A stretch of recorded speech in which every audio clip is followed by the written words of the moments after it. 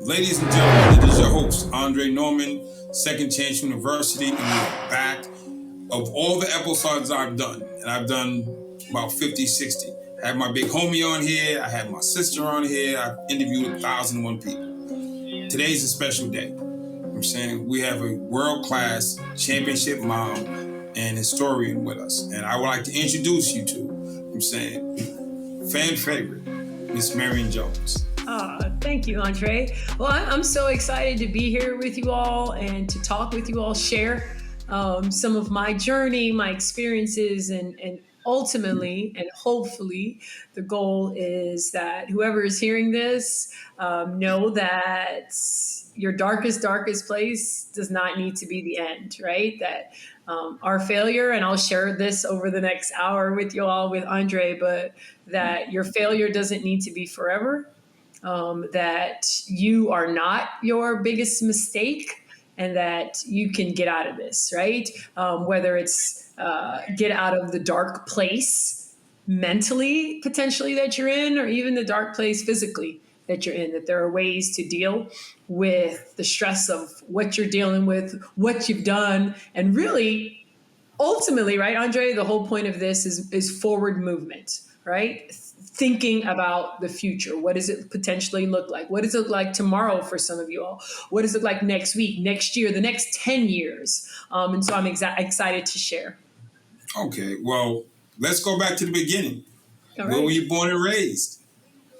I'm originally from Los Angeles, California. I was born, I'm almost 50, right? I'm going to be 49 this year. Congratulations. Huh? Congratulations. We're going to let you in the club next year, maybe. You must be already there if you're letting me. I'm 57. All right. So I was born to a single parent. My mom is from a small third world country by the name of Belize. And she came up here when she was quite young, had my brother. He's 5 years older than me. And then there was me.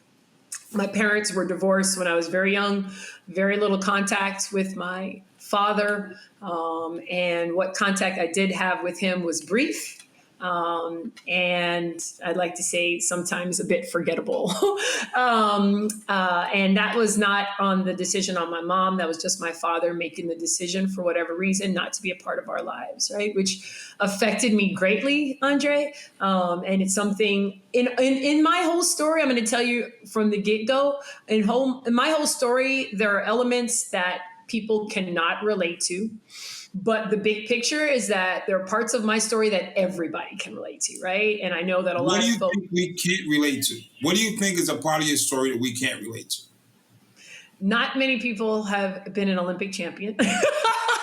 Well, see, we can relate. We can feel you. We were watching. You know what I'm saying? Being also, you and relating to you is different. Yeah, I hear you. But not people can wake up and say, you know what, like I've been to the top of the world, right? Like literally considered the best in the world at one particular thing. But, you know, I was the oldest, we'll get into all this, but I was the oldest rookie in the WNBA. Right. I was a freshman on a collegiate national championship basketball team. Right. We can go on and on. Hey, we can play this game all day. Listen, we want them to know that we're rocking with one of the best to ever done it. Okay. Listen, it's not bragging if you did it. I hear you. Right. It's not. That's just what it is. That's what I tell my kids. I have 3 kids now. They're older. I have a 21-year-old, a 17-year-old, and a 15-year-old daughter who's rocking my world. If you have a teenage daughter out there, you know that there is something special.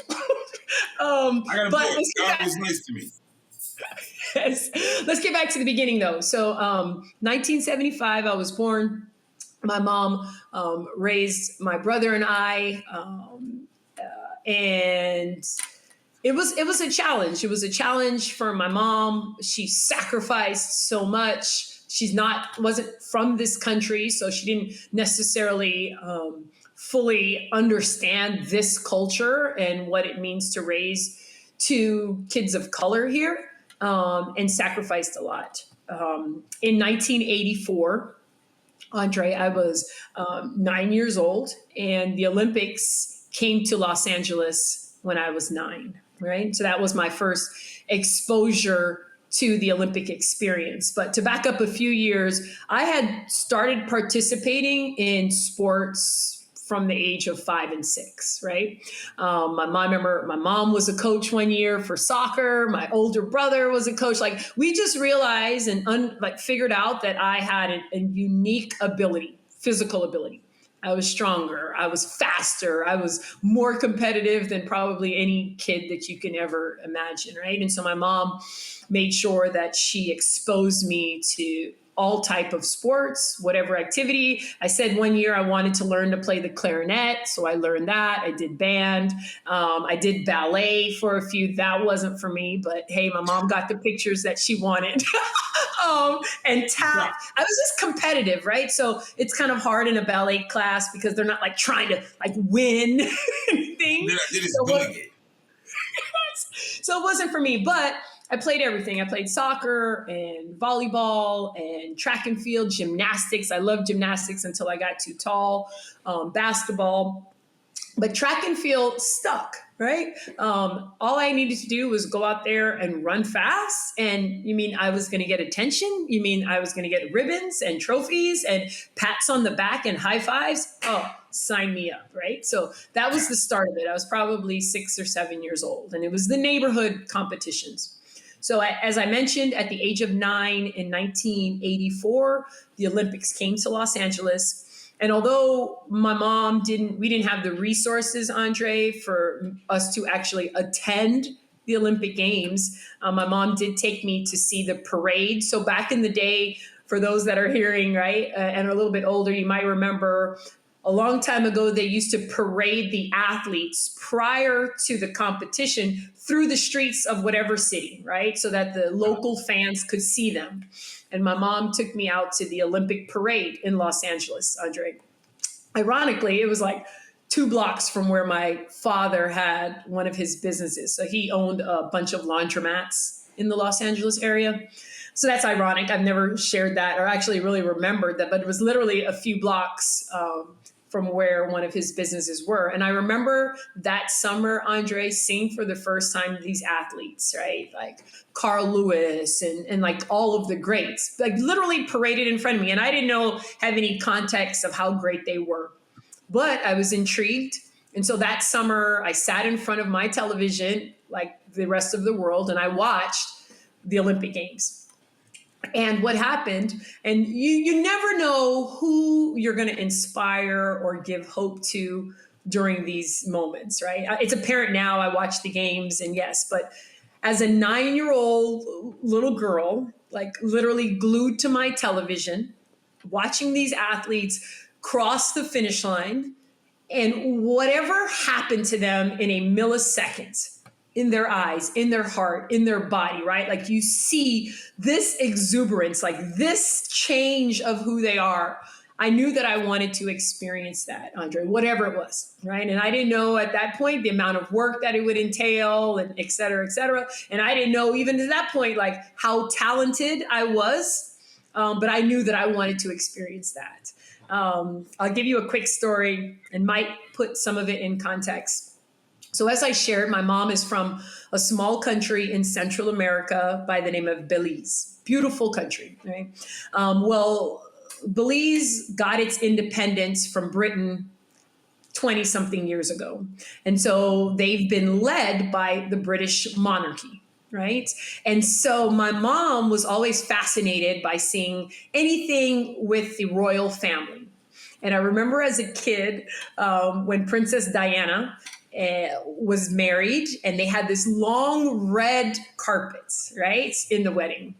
And I was watching this with my mom, and I didn't understand, 6 or 7 years old. And I says, Mom, like, what is that? Like, why do they put the red carpet out? And she says, little girl, my mom is also by the name of Marion. So growing up, I was little Marion and she was big Marion. But she'd say, little girl, across the world, if you're a very important person, right, they roll out the red carpet. And so my mom said that I shared, well, I guess everywhere I go, they will roll out the red carpet for me when I get older, Mom, right? So, anyways, I share that story because even before I knew that I was blessed with an incredible amount of talent, Andre, I knew that I was bound for some type of greatness, right? It You just wanted the red was carpet. the red carpet, right? So the red carpet for me ultimately was going to be like the highest success in sport and moving now into life. So that's a little bit of context. Got it. I started my journey. I hope you can still hear me. I'm a little Yes, glitchy, but I'm with you. okay. All right. I started my sports journey then. Got involved in every sport, realized very quickly, Andre, that like there was something special about this little girl. And I apologize if I'm talking about myself in the third person, but my life seems to be in different seasons, right? And it's Right. easier for me to reflect on it if I talk about that little girl or that young lady. Okay, so Okay. I do that's it how too. huh? My ex-wife told me to stop talking about myself in third person. Okay, so you I understand did what I'm until I talking got married, and she just stopped allowing me to do it. So to the point, let's fast forward to 15 years old, and I had been competing at a high level in high school for a while now, and we decided. I knew that when I saw the Olympics at the age of 9, Andre, that that's what I wanted to experience, and so my mom purchased a chalkboard for me. Initially, it was to write down my homework assignments. But I wrote on that chalkboard at the age of 9 and 10 that I was going to be an Olympic champion, right? And it stayed there. I had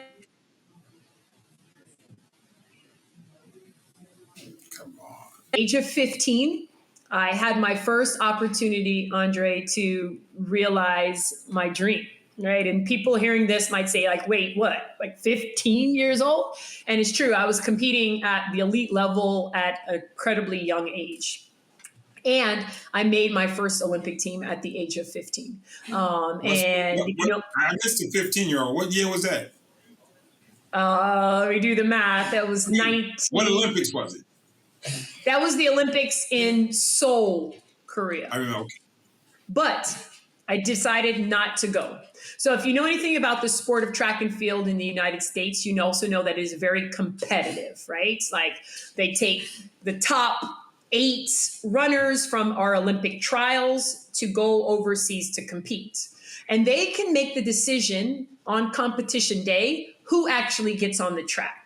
Right. Gotcha. And I wasn't confident that the powers that be in the sport of track and field were going to allow a 15-year-old the pressure and the responsibility of getting that baton around a track, right, at Seoul. So I made the decision and I told my mom, I want my first Olympic experience to be true and authentic and not just a medal around my neck just because. So I opted not to go to Seoul, right? Even though I had made the team, I had somebody take my spot because I knew that I wanted my first Olympic experience to be something when and if I won gold, it's something that I had worked for. Okay. And so although at 15 I made it, I decided not to go. Fast forward 2 years, a year and a half, I decided to pursue my love of basketball.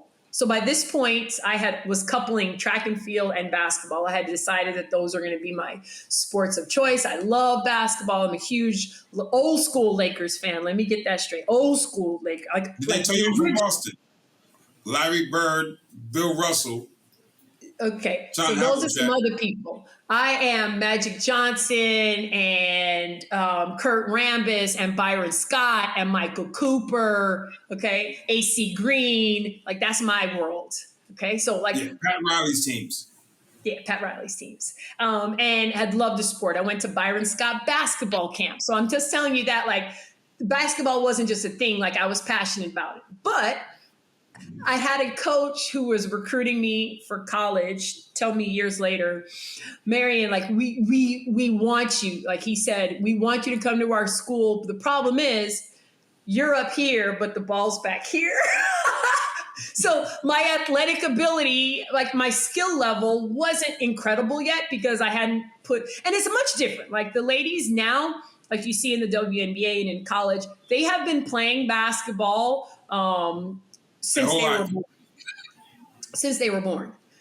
My age group, like I started at the end of junior high, which middle school for other people, like, so probably 7th, 8th grade, I started, right? And so by the time I was being recruited for college, I had a good grasp of like skill work, but it wasn't like there.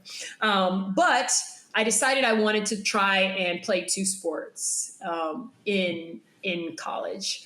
And so I was recruited heavily for track and field, and not so much with basketball. So I made the decision that wherever I decided to go, Andre, I was going to accept a basketball scholarship because I knew that they were going to want me to run. Let you walk on a track team.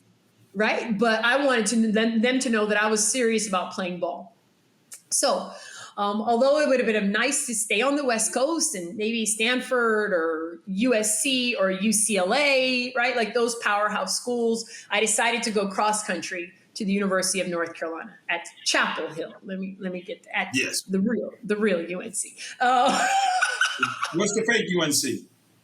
You know, you got UNC Wilmington and UNC this. You went to Michael Jordan land. Andre, I will also say this, the real Carolina in the state of Carolina. There are some other schools. You might hear of a Duke. I'm not a Duke guy. I'm not a Wake Forest. The real school in Carolina, right? You went to Michael Jordan land. That's a great place to go. Correct. So at 17, I went cross country and I accepted a basketball scholarship to the University of North Carolina. I had a passion for journalism. Like that was the major that I wanted to pursue. And they had one of the best in the land. And I attended that school because I wanted to make an imprint in the athletic world, in track and in basketball. And in regards to track and basketball at the University of North Carolina, at that time, Andre, they weren't on the map yet, right? I wanted to be instrumental in making that happen, okay? So that's why I decided to go there. My freshman year, we were 33-2, and we wound up winning the national championship. Last second shot, yeah, we did that thing. I was a freshman point guard on the top of the key when Charlotte Smith hit the three-pointer with 0.7 seconds, right? Which kind of solidified my decision that I had made the right one in terms of going cross country. Dabbled in track while I was there, didn't realize when I made the decision to accept a basketball scholarship that the team was going to be as successful, which means we were going to go deep into March. Well, if you know anything about the collegiate track and field season, they start in February. So by the time my basketball season was over, track season was already into full swing. My time to train, to prepare for track was so limited. So in regards to my collegiate experience in track and field, it was minimal, not a lot of success. But there was still this seed, this like burning desire, right? To be an Olympian, to be the fastest woman in the world, to win gold medals. And although I love the sport of basketball, I really was like itching, Andre, like to graduate and to move on and to realize what I had written on that chalkboard years earlier. And so I graduated in 4 years, although I redshirted and there were injuries and the coach wanted me to stay, et cetera, et cetera. Nope, my time was now. I wanted to compete. And so I graduated in 1997 and I started my professional track and field career. So that's just a little bit of that history. Do you want me to keep going, keep this train moving? If nobody wants to listen to Marion Jones, they need to get off my podcast. Listen, if y'all don't like these stories, tune into another channel. This is my channel. When you're the boss, you make boss decisions. When you get the queen on, she does whatever she want to do. The red carpet is rolled out, Sister Marion. All right, thank you. And on the red carpet, they can do and say whatever they want, Andre. 100%. So in 1997, I started training. And also at that time, I was starting to make some relationship decisions that most likely weren't the best for me, right? I have had a lot of time to reflect on why certain choices in my life I made and why I didn't make them. And a lot of them stems from, there's been lots of years of therapy, I'll tell you, Andre, to kind of get and understand this. But sometimes, a lack of a biological parent in your life affects you and affects the decisions. And so not having a father type figure in my life affected some of my early relationships and decisions on what type of men or not that I was going to have in my life. So made some decisions, was in some relationships that weren't good, but I was fairly focused, right? Knowing that I wanted to compete, I wanted to be the fastest woman in the world, and ultimately I wanted to be an Olympic champion. So I started training. Success came my way very fast, Andre, after I graduated. And within, I can't remember what it was, maybe 9 weeks of graduating, I was the US national champion in the 100 meters, 200 meters, long jump, qualified for the world championship team. And that's how things kind of progressed. And I remember in 1998, I was in a meet in Stockholm, Sweden. And a journalist asked me, and I think at this point I was maybe 22 years old or something, so very young, and that's important in this grand story here. Somebody asked me, all right, Marion, so we're 2 years away from the Olympic Games in 2000. They were going to be held in Sydney, Australia. What are your hopes? What are your goals for, do you want to make the Olympic team, blah, blah, blah. And so I flippantly, 22 years old, and it's just how I think and function, Andre. Like I know, as I mentioned before, that I was bound for some type of greatness, right? Like my mom, I'll tell you another quick story. So I shared with you that my mom and my mama's family is from Belize. Well, my mom's father, like my maternal grandfather, traveled to Guatemala often for work, right? And would send money back to Belize when my mom was a little girl, right? And he told my mom that one time he went to Guatemala and he saw a psychic. They have a different name for it, right, in that culture, but what we know as a psychic.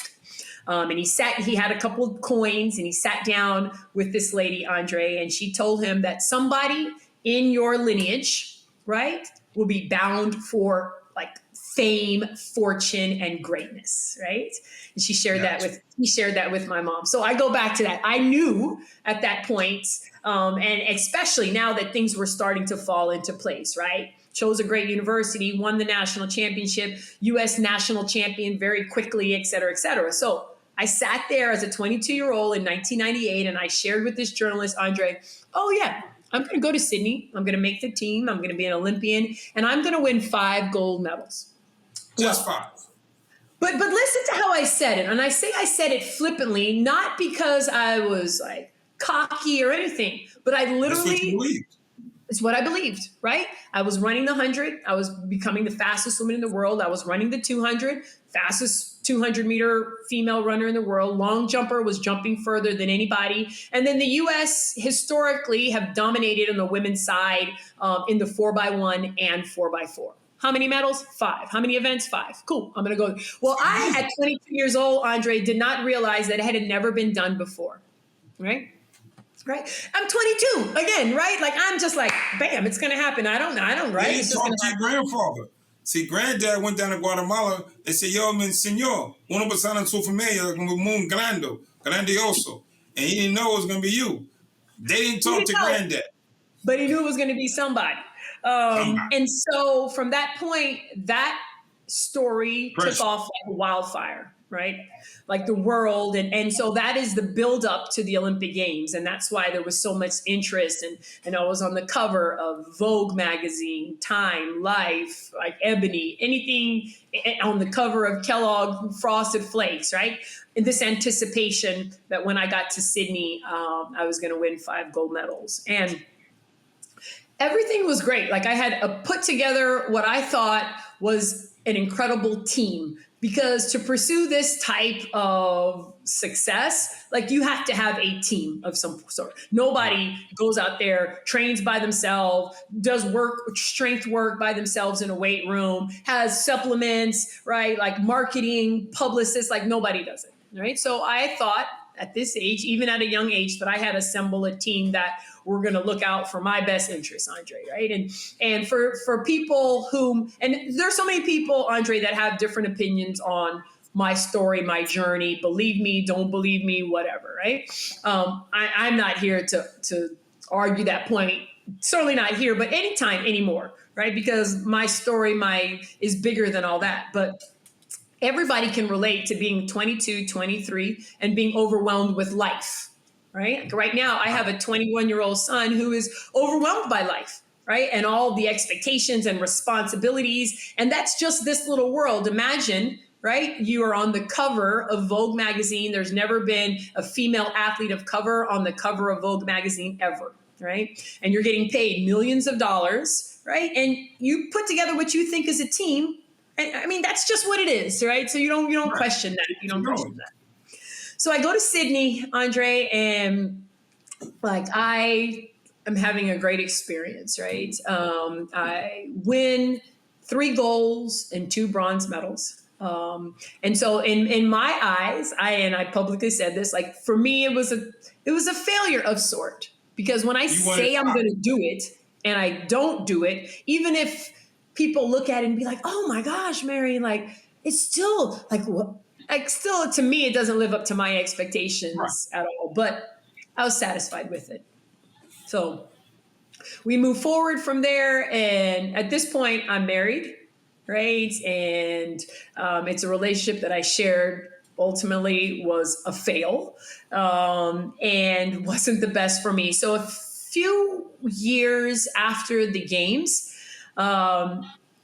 folks listening, and maybe you remember, there were a lot of things in the news in regards to athletes and performance enhancing drugs and getting linked to this company that was apparently supplying them with supplements. Barry Bonds was involved. There were just a lot of different athletes.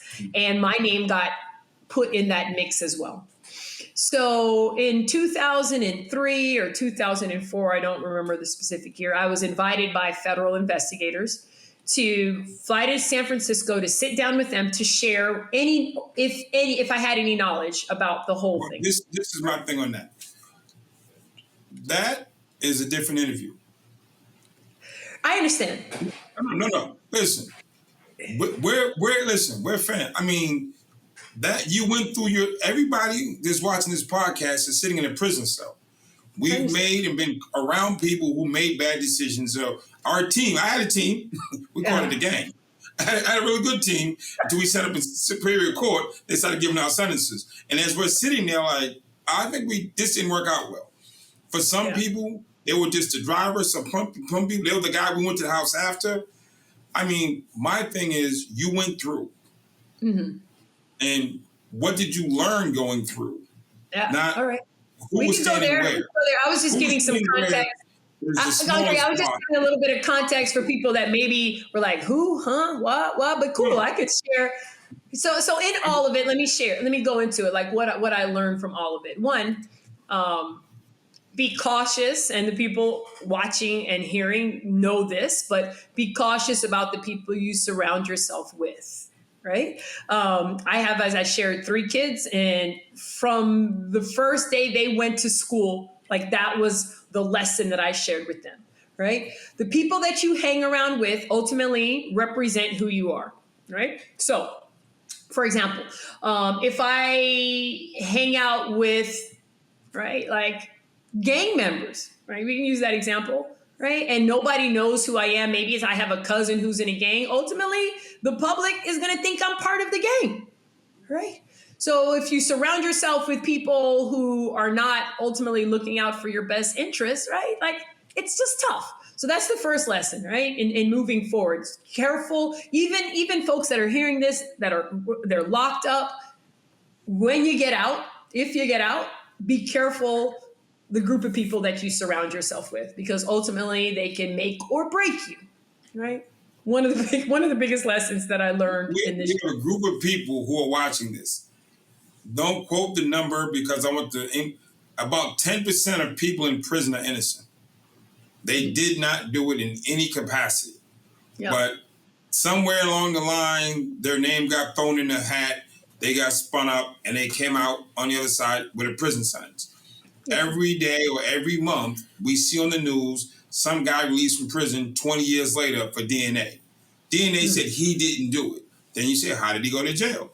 Because at the time, the forces that be ended it like that. The story was told in a way where he looked guilty. So I got you an Innocence Project. You know what I'm saying? The story told made you look guilty.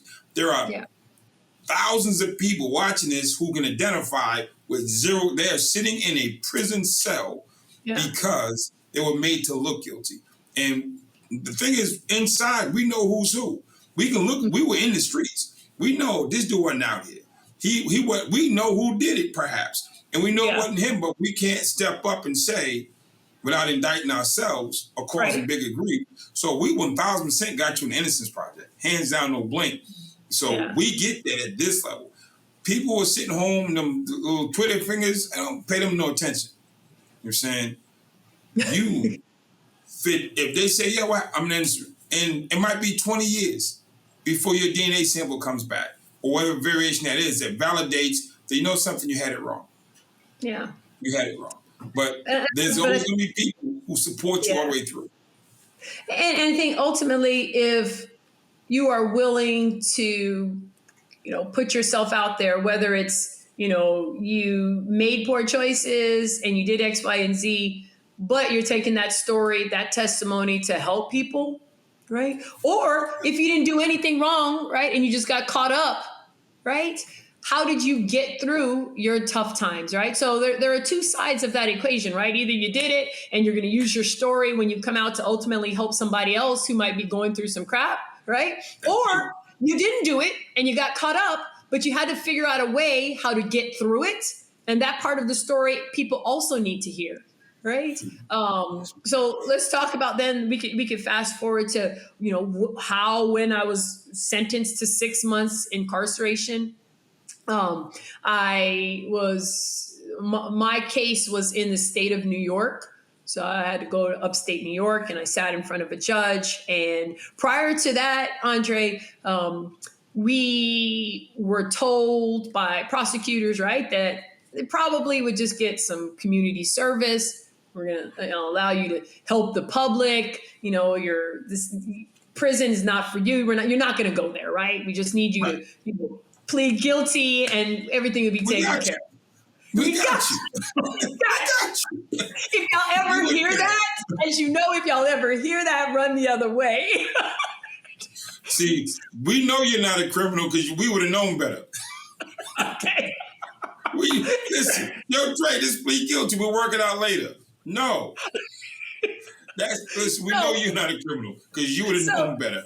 So, Andre, I'm sitting there and, fairly confident that things are going to work out. I mean, it's not a good situation at all, but things are going to work out. So I sit there and 2-3 hours later, right, this judge is talking about how he needs to use me as an example, right? An example for all elite athletes that da-da-da-da, right? And once I heard that, I was like, oh, okay. Oh, hold on. I wish I would have been like, service. Right. I wish I could have raised my hand. Hold on, Judge. Can we go back? And at the end of 3+ hours of him saying that I was going to be used example, he says, your sentence is going to be 6 months incarceration with probation of however long afterwards. And when that came out, and it was done and I had to sit for a moment, my attorneys were next to me and I literally looked at them and I was like, so what did he, what did he just say? What did he just say? So it's funny, Andre, right? Now you're one of us. No. Now you're one of us. Now, as you can imagine. When that sentence comes down, your ears don't work, your stomach flips. Did your stomach flip? Oh, I was doing backflips. I thought I was Simone Biles, right? Right. And they says, he said 6 months, Marion, but we're going to appeal. We're going to do this. And I says, wait, what? So, and I was supposed to, at that point I had my boys were young, right? I had 2 kids and we decided that at some point there was going to be a day that I was going to turn myself in. And I was going to start the 6 months and figuring out like the kids situation. I know that I made the decision, and everybody goes about this a different way. I made the decision that I never wanted my boys to come and see me at a facility, right? This is my own personal opinion, my own personal preference, but I never wanted them to get used to seeing that environment. Like I didn't want it to be something that they were comfortable with. So I made the choice to sacrifice me seeing them and vice versa during that time. So my husband at the time, who's from the country of Barbados, took them to his parents, right? So they were on their own vacation. They were young. And I remember that particular day, Andre, well, I'll back up a little bit. The weeks, months prior to me turning myself in, doing whatever I could to prepare myself. Should have called me. We could have did the podcast then. Dre, what do I do? I'm going inside. And there's no, maybe there is. Andre, back then there was, maybe there is now, but there's no like Kelly, there's no little blue book, nothing to prepare you besides what you see locked up on show, which is not accurate, right? Like, what do you take? Who do you trust or not, right? Like all of those little things. So I'm going in there like literally blind, right? What to expect. So it was on a base, right? So they placed me at a federal institution, kind of close to where I live, which is in the Austin area. But that one apparently didn't have enough security to house someone like me. Okay. Right? You can run so fast. That's a problem. Running fast is a problem for prisoners, for prison guards. So 2-3 weeks prior to me turning myself in, the judge shared that with us that they were replacing me somewhere else. And it was going to be in Fort Worth at a facility called Carswell, which is on a base and it has more security, et cetera, et cetera. So originally I was in what's supposed to be called the campside of the federal prison, right? Which is for non-violent offenders, folks who, maybe fudged on taxes, right? And it's a working camp, right? So they give you a job, you work, blah, blah, blah, right? So cool. I turned myself in on that particular day. There are helicopters, like news helicopters, like circling this high security prison, right? And I go through all of I call it the check-in procedure. That's a nice way of putting it, right? The check-in day. I'll tell you this. Me and all my friends were taken to prison at gunpoint. Okay. You were way braver than all of us because I couldn't walk and just turn myself in. So they're like, everybody I met in federal and state prison was brought in at gunpoint. Okay. That wasn't me. Like literally, my husband a lot braver than I was. Drove up to the front door and I gave hugs and kisses and I was like, okay, I'll see you in 6 months. And I remember after getting my ID and picture and getting the rundown, like they literally take me over to the campsite. So Carswell has a lockup side with bars and everything and then they have a campsite and literally there's just a barbed wire. So they dropped me off on the campsite and I walk towards my room per se. There was 1, 2, 3, 4 roommates. So this particular building used to be a hotel, like a Motel 6 that they converted into the campsite. And there are 2 bunks and a single. And I remember walking in close to where the TV room is and my story on the news is on the TV in that room. Right. Here you come. And here I come. Hey, y'all. No introductions needed. It's just me.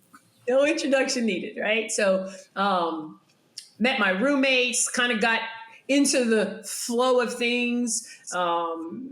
There was a lady in the room. So you have to understand that I had people in my world to put money on my books, right? So I was taken care of every however many weeks, right? Like I had that taken care of. But I quickly realized, and again, I didn't know anything about this world, Andre, right? But I quickly realized that not everybody has that luxury.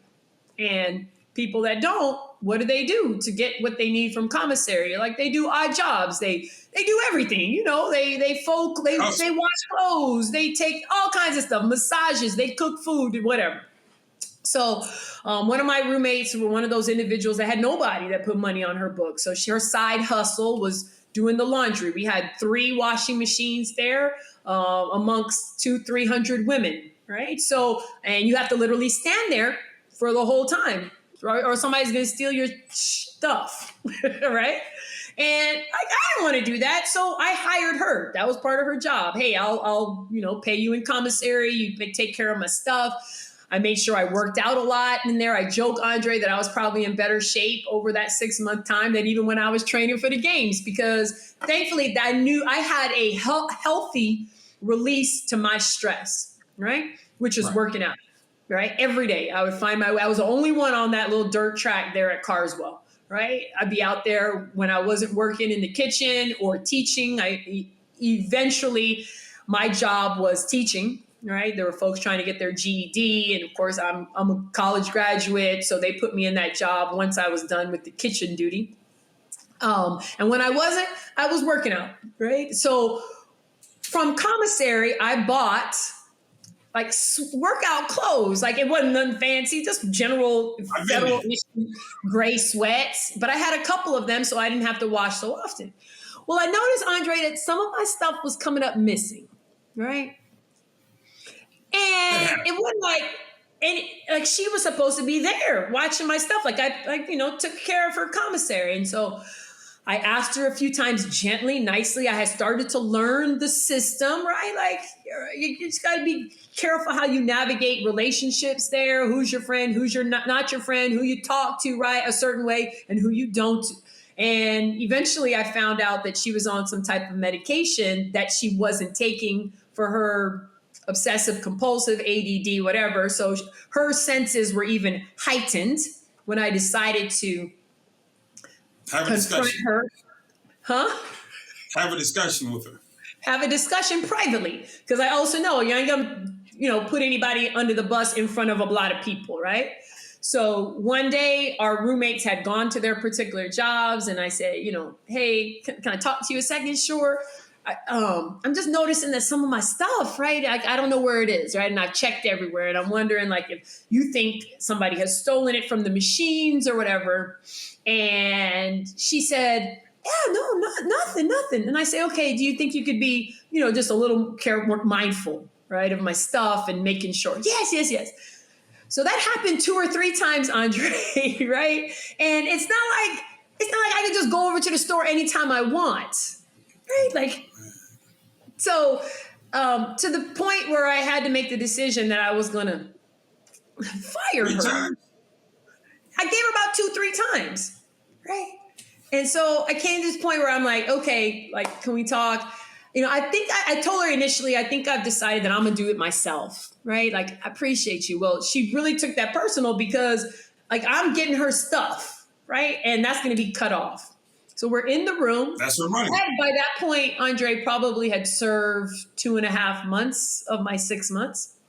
And she decided that so I said, I'm going to do it myself. Thank you. Right. Well, she decided I wasn't going to leave the room that day. Right. Like there was going to be she was going to either convince me that I was going to still employ her or nobody was going to leave this room.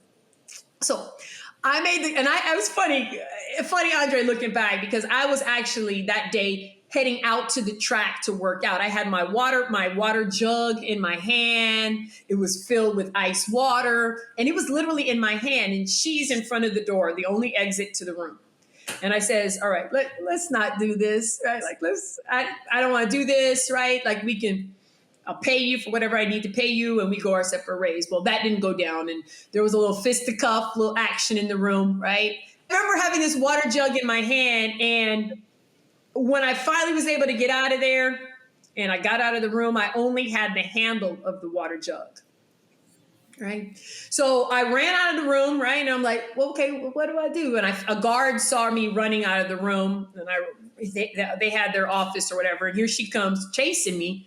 And he got us so from there, it needed to be an investigation. So they took us across the way to the other side, right? Where the shoe was, right? So I spent 49 days in the shoe because For a that's how fight? long it took them to come to the conclusion that my story and her story didn't align, because she says that I attacked her and I said that wasn't the case. Nobody was there. So what can they do? The problem with being in the shoe, a few things. Actually, some good came out of being in the shoe and other things not good. While I was in the shoe, the federal government decided they wanted to fly me on, I guess, Con Air to California to potentially testify against a former coach of mine, right? So Con Air, I'm on, I don't know, they don't tell me, I can't tell my attorneys, I can't tell my family. Literally, one night they came and got me and said, we're taking you, right? Like, no idea. So I couldn't even tell. I didn't know what was happening at all, right? So I'm on this bus to this airport, right? We get on this Con Air and people are like chatting. Huh? They set you up front. That's when they put the women on Con Air. Well, this particular Con Air, they had some type of child predators in the front. Oh, okay.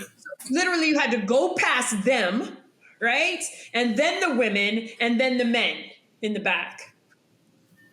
So, and I don't know where I'm going. They don't tell you where you're going. So we stopped at one place and then we flew on. But along the way, I have to stop at county facilities, right? And because I'm high profile, I'm in the little solitary confinement in county jails. Which, what? Andre, like a whole other level of nonsense. And again, you're talking to somebody whom, right, like never had any exposure. When I say exposure to the system like that, like I never had anybody in my family that I knew like was incarcerated, right? Like literally the only thing I knew about jail or prison was what I saw on TV. So an experience. And so you finally get to California. I'm there for 2-3 weeks. They're finally able to get me a phone so I can call my attorneys, tell my family where I'm at. And like, that's a mess, just a mess. Finally, one day they get me in the middle of the night, say, we're not going to use you. We're taking you back, right? Get back. By that point, I think I had a few more days. So along the whole journey to California and back, because I'm high profile, I'm not with like everybody. So I'm by myself, right? The whole time. I'd rather be in the shoe in federal prison than any solitary in county any day. Right? 100%. So I finally get back, and I think I had about a week or 2 more weeks in solitary at Carswell. We did the whole video thing with the correction officer and them saying, well, it's your word versus her word. She had a bloody eye and cut. You didn't have any. Guilty. Huh? You're both guilty.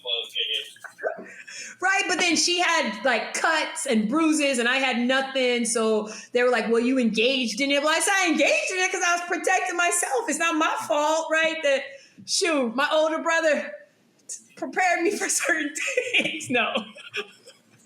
So anyways, I get back into general population in the camp and I'm just like, this is not what it was supposed to be. Like, I don't know what it was supposed to be, but it's lived up to the hype times 1,000. Like, there's no reason, right? There's always why me, why me, why me. And I could have done that the whole time in solitary, Andre. But let me tell you about solitary really quick. Thankfully, well, some shoes I guess you have a cellmate or whatever. I didn't. So the whole time I was by myself, which I actually appreciated. And the 1 hour occasionally, Andre, they're supposed to let you out for an hour into the cage to work out or whatever. Well, I live in Texas where in the summertime, it's 107, 110 degrees. So sometimes the officers don't want to take you out and they come up with a good reason why you don't have to go out there. So literally I'm locked up for 24 out of 24 hours, right? Which is not new to the people watching and seeing this. And I'm writing, my attorney, my family, sharing with them, like, what's going on. Because in the shoe, they take away all of your um, calls, commissary, You're the all that. They same. took all that away. And I wind up finding out that they never received all these letters. They flagged these letters. They wouldn't send them out, all kinds of stuff, right? And loving the fact that I was by myself, because it gave me an opportunity, Andre, to pause, right? In this shitstorm that had been happening for the past few years in my world, whereby, decisions that I made weren't well thought out. But more importantly, like, the consequences of my decisions weren't well thought out, right? Like, if we lie, what could potentially happen, right? If you go fudge on your taxes, what could potentially happen? If you walk into a liquor store and you actually have something in your pocket, like, what could be? Like, so the idea that not thinking things through, like, was a trend in my life. How do I correct that? But in my darkest of days, Andre, whereby I was sitting in my crap, right? Wallowing in it, right? Like, woe is me. I would think about my cellmates. I would think about, like, the people that I had met whom had been in there for, I'm belly aching and wallowing in my crap, and I'm only there for 6 months, right? And there are people in there who have been in there a lot longer and will be in there a lot longer. I had a world of a community of support waiting for me, my family, my friends. And there are people in there who didn't have that, right? So instead of me sitting around saying, woe is me, how about I like pause and be grateful for the fact that I can, wake up, right? The system has messed me over, right? Right? But I'm here. I need to make the most of it. So what did I do? I trained, I worked out, I found my regimen of peace, right? And I made a plan, Andre, for what's going to happen when I was released, right? In my darkest of days, that's what I did. Not to say that every hour I was like this. There were some days where there were tears and there was this, but there was prayer and there was a plan that I implemented. Right? I wrote it down. I kept it to myself because after a while, Andre, I realized that none of my mail was getting out anymore. So I held on to my stuff. And my plan was this, right? That when I was released, I was still young enough that my passion for sport was alive. And my body was young enough that I could still be very competitive, right? And win and be a champion.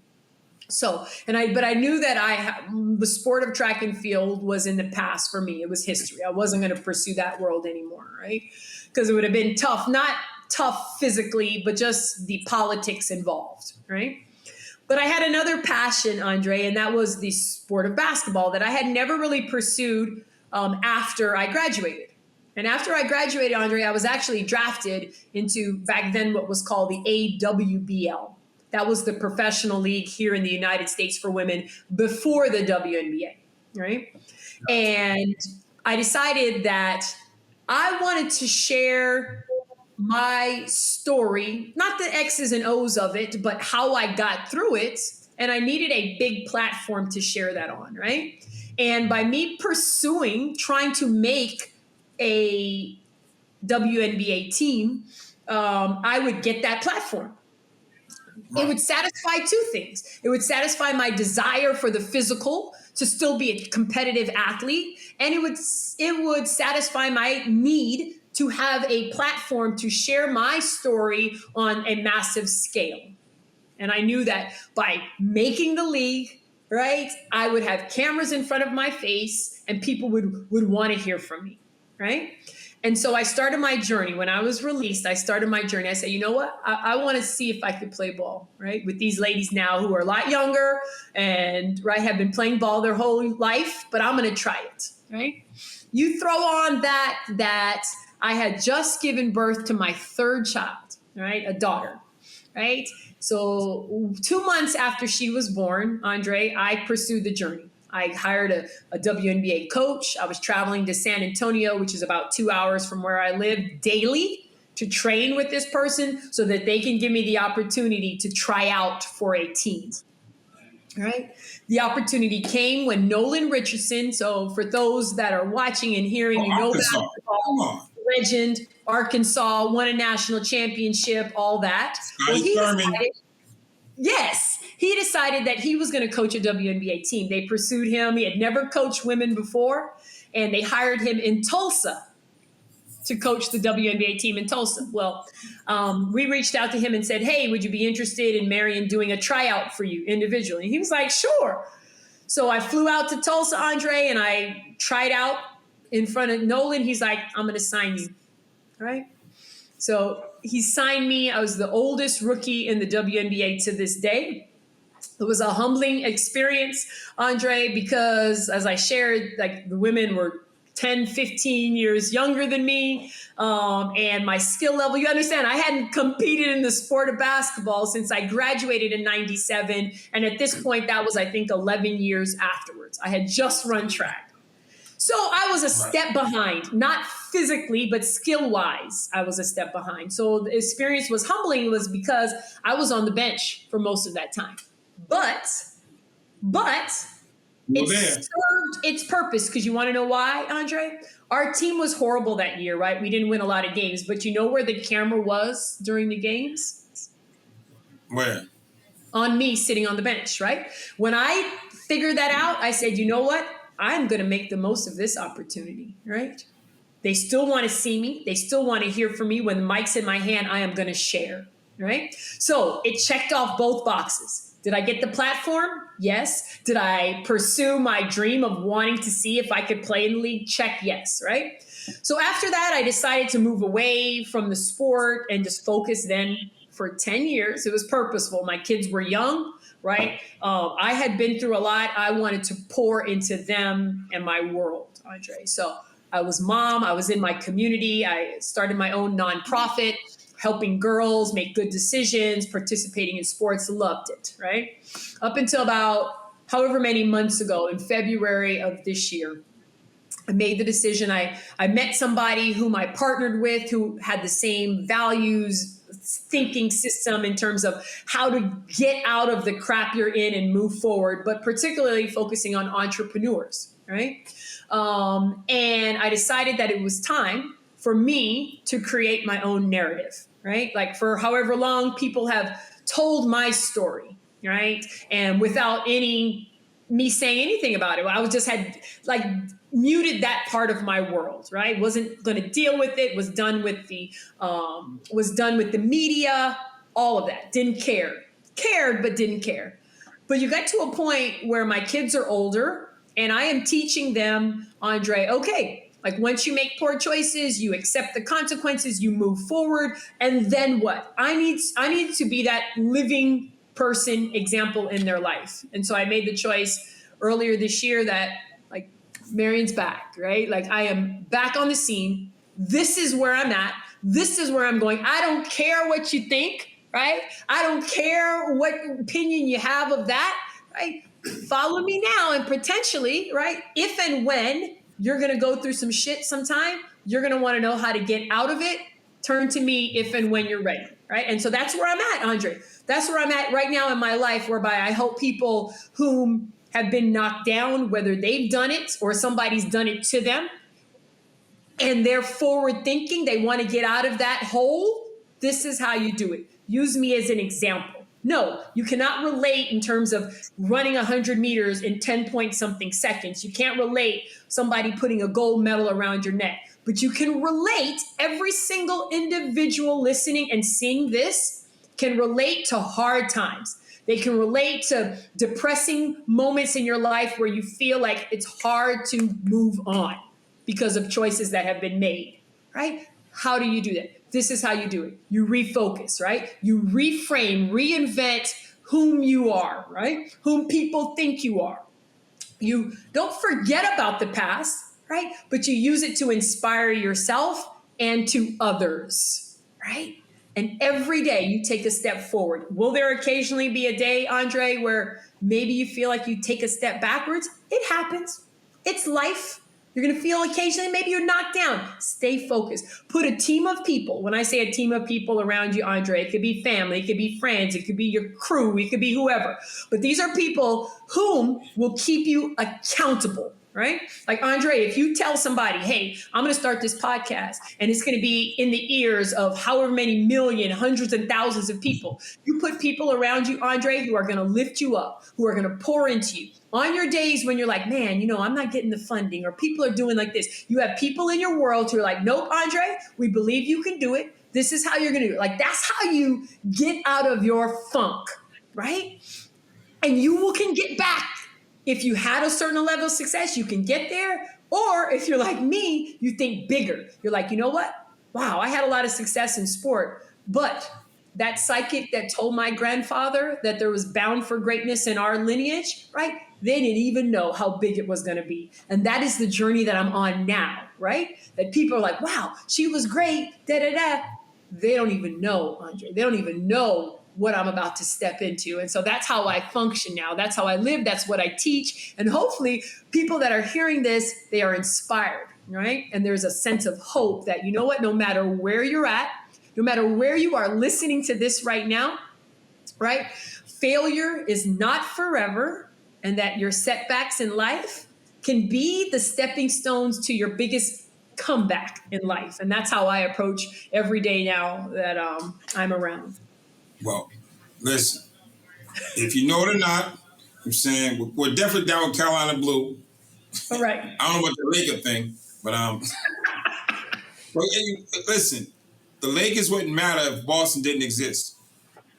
Magic needed Larry, and Larry needed Magic. No doubt. So it worked out. Yeah, I got a couple more than we did at the time, but listen, the people who are sitting in their cells or sitting in solitary or sitting on death row or watching on YouTube, they're going to say, you know something?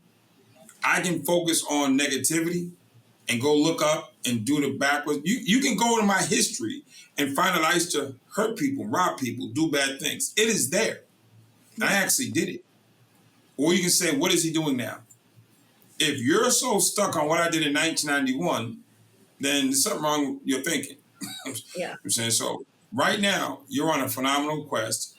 People are going to be blessed, healed, and businesses are going to make more money, hire more people, and be changed because your story is bigger than... Listen, I've been speaking for 25 years.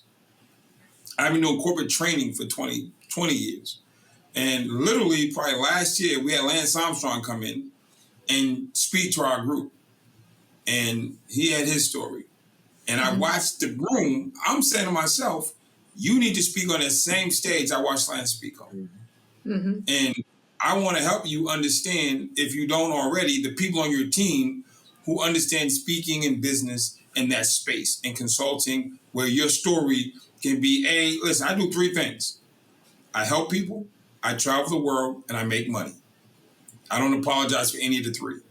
And I leverage my history and experience, albeit not an Olympian champion by any stretch, or as dedicated or focused. So I see your story bigger than you do, because I'm seeing people in this space who don't have the dedication, the focus, or had to bounce back from his higher fall. It's real easy to fall when nobody's looking and get up. It's extremely hard to fall in front of the world and get up. Yeah. But you fell in front of the world, pushed, shoved, or tripped, you fell, and you got up. And that's the lesson. Yeah. Failure is not forever. I'm saying it's the pathway to your first step. Yeah. And I look forward, I'd love to talk to whoever your people are around. Listen, how does speaking world, I've been in it for 25 years, and I know you're going to be phenomenal at it. Yeah. Thank you, Andre. I appreciate it. Yeah. And if there's one, if there's just like one parting message that if people are hearing it, and it just goes back to this idea that like infinite hopelessness, like you might think that you're in it, right? Meaning that there's no hope. You can't see, there's no hope in your world. You're so down, you're so depressed. You don't know what tomorrow looks like, let alone, in the next hour. There's still a grain of hope in your darkest moments. So if I can leave with anything, I think that's what I would want to share. I want to say thank you for being here. Yeah, I look forward to being in the audience when you crush stages. And there's massive stages in your future. And I'm just going to say one thing. Your grandfather might not have been talking about you. The lineage didn't end with you. So you're right. Let's do something for the kids. Yes. I know Andre, you're competitive, so nice right? chatting with But you. as a parent, I'm super competitive. But sometimes, like I said, I got to let the kid have that. So if you take it all, then the kids just might be bench warmers forever. If you say, I'm going to let some of it pass through to the kids, the granddad was right, but it might have been some got to go to the great grands. That's like, these parents nowadays, how they, every kid gets a damn ribbon or a trophy. No, my kids know even when they were young, I am not letting them win a race. I'm not letting them win a game. They're bound for great, right? But they got to find their own path, right? I'm not going to hand it to them at all. My son celebrates today. He finally beat me at basketball. He remembers the moment he beat me in the pool. He relishes that when we play FIFA, he will not let me win. I wonder why are you being like that? He want to say, you don't remember. And don't let him win. He probably appreciates it more because you never let him. No. Right? So he appreciates it more. So that's why he remembers the moment that he actually whooped your tail when he really did. No, you have to go that far. You're still a guest on my podcast. I know, look, you are Marion Jones, the world renowned, but you're still a guest. Right now, you're Marion Jones, the world superstar guest. Andre, really quick, while I'm thinking about it, I want to give a shout out to all the ladies at Carswell, right? I know that system there, and it is hard, right? And things are unfair, but you have an advocate. You have people that are praying for you to find your way and that it can get better. So shout out to all the ladies at Carswell. Gotcha. All right, well, I just want to say thank you for being here. It's phenomenal having you. I'm saying this is huge for me. I'm saying because I've been a fan. You are a champion. You are a trendsetter, and now you're a phenomenal mom, soon to be phenomenal grandma. It's coming. So you need to stop praying. You need to go on down to Guatemala. It's about time for you to go down to Guatemala and see that psychic and keep it paying forward. Andre, thank you so much. All right.